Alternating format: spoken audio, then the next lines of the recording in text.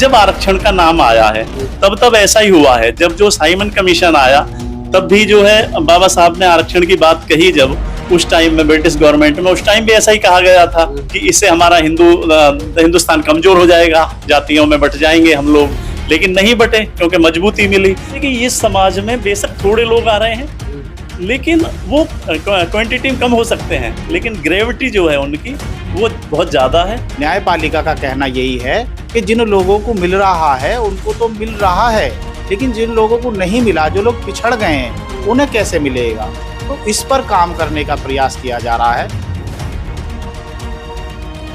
तो नमस्कार, मैं विकास, आप देख रहे हैं जस्ट टीवी इंडिया। अभी दिल्ली में एक रिव्यू पिटीशन खारिज होने के बाद दिल्ली में एक बड़ी मीटिंग हुई है, तो बी1 वाल्मीकि जी क्या कहना चाहेंगे? मैं धन्यवाद करता हूं जो हमारी मीडिया बंधु का, और आपके चैनल का भी बहुत बहुत धन्यवाद करता हूं, क्योंकि जहां भी ये मूवमेंट चल रहा है वर्गीकरण का, आप वहीं जाकर इस आंदोलन को बहुत अच्छी तरीके से कवर कर रहे हैं।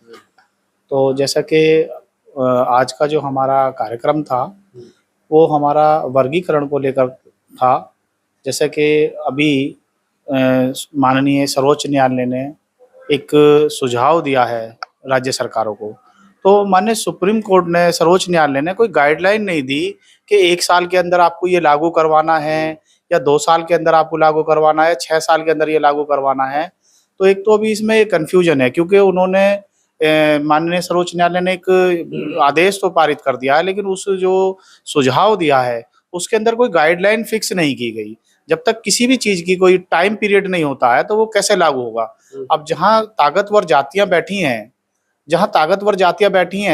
तो वो ताकतवर जातियां नहीं चाहेंगी कि ये जो है वर्गीकरण की जो व्यवस्था लागू हो।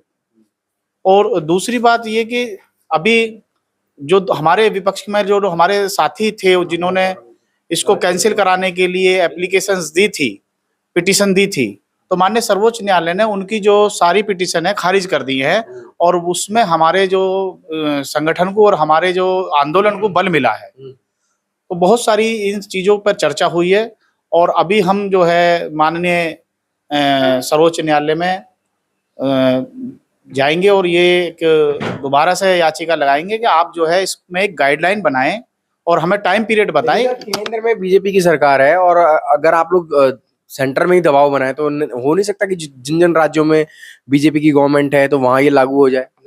क्योंकि मामला अभी न्यायपालिका से जुड़ा हुआ है। जब तक न्यायपालिका से मामला जो जुड़ा हुआ है, तो जब न्यायपालिका से मामला जुड़ा हुआ है तो न्यायपालिका के द्वारा ही वो चीजें आएंगी, और माने फिर उसके बाद में न्यायपालिका के गाइडलाइन के अनुसार जो भारत की सर्वोच्च सदन है, पंचायत है, संसद भवन है, उसके अंदर एक समन्वय समिति बने और एक गाइडलाइन तय हो कि किस किस वर्ग की, किस किस प्रदेश में किस किस प्रकार की कितनी कितनी जातियां जो पिछड़ गई हैं और कितने परसेंटेज लोग रह गए हैं, उनकी एक चीजें बने, उसके बाद में सारी चीजें लागू की जाए। लेकिन डाटा तो है ना सर? अभी सरकारों के पास में पूरा डाटा है नहीं। अगर सरकारों के पास में पूरा डाटा होता तो सरकार इसको लागू करवाने के लिए इजिली इसको लागू करवाने के लिए राजी हो जाती। तो इसमें भी कहीं ना कहीं पश्चिम पेश में पड़ी हुई है सरकारें, क्योंकि पूर्व के डाटे हैं, अभी नए डाटे बने नहीं हैं। जी, क्या कहना चाहेंगे मुखवाना जी आप? अभी जो है ये लड़ाई चल रही है हमारी माननीय सुप्रीम कोर्ट में, सर्वोच्च न्यायालय के अंदर हमारी लड़ाई है। और सर्वोच्च न्यायालय का जो आदेश हुआ है, उस आदेश का हमें पालन करना चाहिए, उसको मानना चाहिए। लेकिन कुछ हमारे विरोधी भाई खड़े हैं, हमारे विरोध में खड़े हैं, उन लोगों की बात हजम नहीं हो रही है। और अब हम सरकार से निवेदन ये करना चाहते हैं, भारत सरकार से और प्रदेश सरकार से निवेदन हमारा ये है कि वो जातिगत जनगणना करा करके इस आरक्षण को लागू करें। जनगणना का वर्गीकरण से क्या लेना है? जातिगत जनगणना होगी तभी जाकर के वर्गीकरण लागू हो पाएगा, ऐसा नहीं हो पाएगा। वर्गीकरण लागू हो जाएगा और वर्गीकरण का समय मिल जाए। जातिगत जनगणना से क्या होगा? जातिगत जनगणना से क्या होगा कि जिसकी जितनी संख्या होगी उतनी भागीदारी मिल जाएगी। लेकिन अभी तक क्या हो रहा है कि एक ही वर्ग को भागीदारी मिल रही है आरक्षण में, केवल एक वर्ग को। तो ग्रुप ए और बी में डिवाइड कर दिया गया ना सर? अभी नहीं हुआ ना, एबी में नहीं हुआ है अभी हम वही कह रहे हैं कि हरियाणा पंजाब में तो एबी में ही था, पहले था ना, हरियाणा पंजाब में तो, लेकिन पूरे देश में लागू होना है। तो पूरे देश में लागू होने के लिए तो हमें जो है जातिगत गणना करनी पड़ेगी अपनी।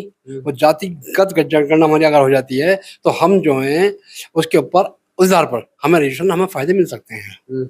ये है राय। जी, क्या कहना चाहेंगे? क्या नाम है सर आपका? संजय कुमार नाम है मेरा जी संजय जी। और मैं बुलंदशहर से हूँ। जी। और अभी जो दिल्ली आए हम माननीय शुक्ला जी जो मेन पिटिशनर रहे इसमें, उनके विषय उन्होंने जो है बहुत उन्होंने हमें जो एक बहुत बड़ी लड़ाई जो नहीं संसद भी दे सकती थी और ना ही कुछ हो सकता था, वो उन्होंने न्यायालय के माध्यम से देश को एक नया रास्ता दिखाया है कि हम कानूनी प्रक्रिया के तहत लड़ सकते हैं और लड़ करके कुछ हासिल कर सकते हैं। तो यह एक बहुत बड़ा जो आंदोलनों के तहत नहीं हो सकता था, जो सरकारों के तहत नहीं हो सकता था, वो सुप्रीम कोर्ट ने एक आदेश दे करके हमें कुछ राय दी है।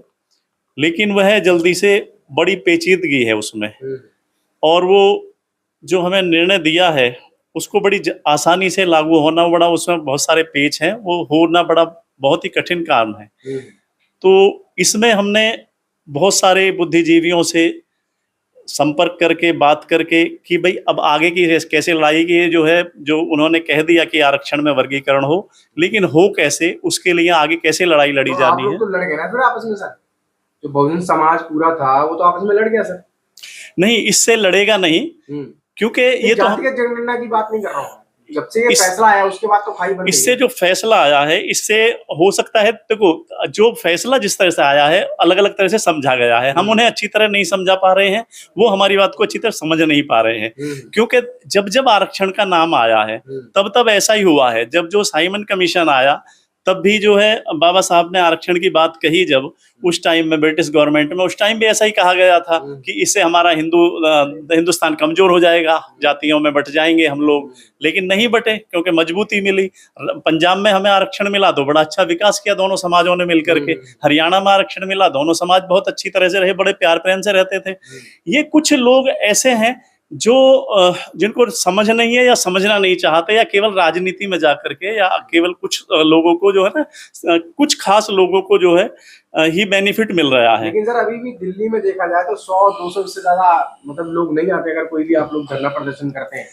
अभी हमारे जो है वास्तव में वाल्मीकि समाज, जिसके अंदर बहुत ही ज्यादा उस टाइम भी जबकि देश की आज़ादी के टाइम भी उतना समर्थ नहीं था, उतना सक्षम नहीं था। आज भी रोजी रोटी के लिए हम जैसे कि जितने भी जागे उसमें प्राइवेट सेक्टर में डाल करके रोजी रोटी का कमाने में ज़्यादा है। लेकिन हाँ, हमारे जितने लोग आते हैं वह बुद्धि में, समझ में बहुत ज़्यादा काबिल हैं, जभी तो जो है इतनी बड़ी लड़ाई को जो है कोर्ट के माध्यम से जो है जीत पाए हैं। और दूसरी सबसे बड़ी बात ये रही कि जो रिव्यू पिटीशन डाले गए वो पिटीशन कोर्ट ने समझे हैं। कहने का मतलब है कि ये समाज में बेशक थोड़े लोग आ रहे हैं, लेकिन वो क्वांटिटी में कम हो सकते हैं, लेकिन ग्रेविटी जो है उनकी वो बहुत ज्यादा है। देखने में लग सकता है कि कम है, लेकिन ये बुद्धिजीवी हैं और इनके पीछे एक नहीं, अनिल मकवाना जी गाजियाबाद से आए हैं, इनके पीछे काफी बड़ा गाजियाबाद है। दिल्ली के लोग जो आए हैं अपनी अपनी कॉलोनियों से निकल करके, तो उनके पीछे भी बहुत बड़ा ताकत है। तो हर आदमी नहीं आ सकता, कारण यही है कि 1% ही लोग जागरूक होते हैं और वही जाकर के अपने मोहल्लों में बताते हैं। जागरूक सब हैं। तो आगे का क्या प्लान रहेगा मकवाना जी? आगे का कार्यक्रम हमारा ये है कि अभी हमारी कमेटी बैठेगी, जो कमेटी निर्णय लेगी उस निर्णय के अनुसार हम काम करेंगे। जी अनिल जी क्या कहना चाहेंगे? देखिए, सबसे पहले तो मैं ये बता दूं कि ये कोई जाति विशेष की लड़ाई नहीं है। ये जो बाबा साहब ने संविधान लिखा है और संविधान में बाबा साहब ने जो संविधान की प्रस्तावना है, तो उस प्रस्तावना के मद्देनज़र और संविधान के मद्देनज़र न्यायपालिका ने अपना निर्णय लिया है। और ये अब तक जो दबा कुचला वर्ग था, जिसे डीएससी समाज कहते हैं, जैसे आप देखेंगे भाई धानक है, डोम है, बाजीगर है, पासी है, वाल्मीकि है, खटीक है, नाई है, अपना धोबी है, तो ऐसे ऐसे छोटी छोटी जाति के लोगों को अभी तक रिजर्वेशन का फायदा नहीं पहुंच पा रहा था। जब ये रिजर्वेशन में उनको फायदा नहीं पहुंच पा रहा था, तो ये पंजाब में हुआ, तो पंजाब में उन छोटी छोटी जातियों को जो संख्या बल में कम है उन्हें फायदा पहुंचा। जब ये हरियाणा में नहीं हो पा रहा था, असम में नहीं हो पा रहा, तो वहां हुआ। अब जो पूरे भारत के अंदर इसको वर्गीकरण को उठाया जा रहा है, तो पूरे भारत के अंदर बहुत सारी ऐसी जातियां हैं जिनके बारे में लोग जानते भी नहीं है कि इस नाम की भी कोई जाति है। तो उन जातियों को भी इसका लाभ मिलना चाहिए रिजर्वेशन का। तो वर्गीकरण का न्यायपालिका का कहना यही है कि जिन लोगों को मिल रहा है उनको तो मिल रहा है, लेकिन जिन लोगों को नहीं मिला, जो लोग पिछड़ गए हैं, उन्हें कैसे मिलेगा। तो इस पर काम करने का प्रयास किया जा रहा है। न्यायपालिका ने इस पर अपना विचार दिया है और प्रदेश सरकारों को और देश की सरकार को भी यही उन्होंने सुझाव दिया कि उन समाज के लोगों को कैसे ये न्याय मिल सके।